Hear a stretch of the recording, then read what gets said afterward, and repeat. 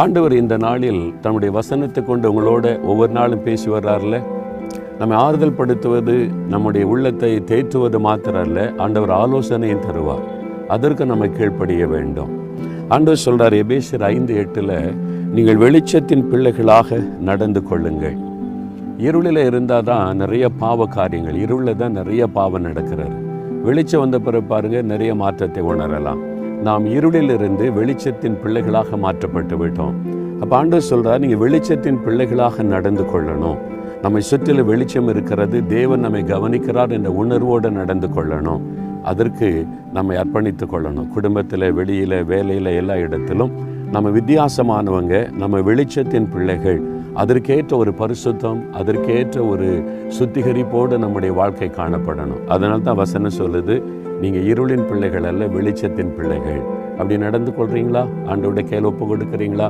வெளிச்சத்தின் பிள்ளைகளா நான் நடப்பேன் ஆண்டவரே, என்ன ஒப்பு கொடுக்குறேன்னு சொல்கிறீங்களா? ஒரு அழகான கிராமம் பார்க்குறீங்களா? கடற்கரை கிராமம். இது ஒன்று மணப்பாடு, தூத்துக்குடி மாவட்டத்தில் கடற்கரை ஓரம் மணப்பாடு கிராமம். மீன்பிடி தொழில் செய்கிறவங்க நிறைந்த கிராமம், கத்தோலிக்க மக்கள் நிறைந்த கிராமம். நாங்கள் விடியற்காலம் ஒரு 5:30 மணிக்கெல்லாம் அங்கே வந்துட்டோம் அந்த ஷூட்டிங்காக. அப்போவே ஜனங்கள் வந்து விடியற்காலையில் எழுப்பி குடும்பமாக ப்ரேயர் பண்ண போகிறாங்க, ஜெபம் பண்ண போகிறாங்க. அதை பார்த்து எங்களுக்கு ரொம்ப சந்தோஷம், எவ்வளோ பக்தி உள்ள மக்களாக இருக்கிறாங்கன்னு சொல்லி. அப்போ நாம் வெளிச்சத்தின் பிள்ளைகள் என்றால் எப்படி நடக்கணும்? அதிகாலை எழுப்பி ஜெபிக்கணுமே, விடியற் காலையில் எழுப்பி ஜெபிக்கணும்ல, கர்த்தரை தேடணும்ல. அதான வெளிச்சத்தின் பிள்ளைகள். இன்றைக்கி நீங்கள் தேடினீங்களா? காலையில் எழுப்பி வசனம் வாசித்தீங்களா? நீங்கள் வசனத்தை தியானிச்சிங்களா? எவ்வளோ நேரம் ஜெபம் நீங்கள் யோசித்து பாருங்கள். வெறுமன வாக் வித் ஜீசஸ், பிரதர் பேசுகிறார் கேட்டால் போதுன்னு இருக்கக்கூடாது. அதுக்கு முன்னால் எழுப்பி 1 மணி நேரமாவது ஜெபிச்சிருக்கணும். சரியா? ஆண்டவரே, நாங்கள் வெளிச்சத்தின் பிள்ளைகளாய் நடந்து கொள்ள எங்களை அர்ப்பணிக்கிறோம் அப்பா. அதிகாலை எழும்பி ஜெபிக்கவும், வசனத்தை வாசித்து தியானிக்கவும், வசனத்தின்படி வாழ அர்ப்பணித்துக் கொள்ளுகிறோம்.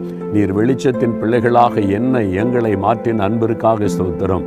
இயேசுவின் நாமத்தில் துதித்து ஜெபிக்கிறோம் பிதாவே. ஆமென்.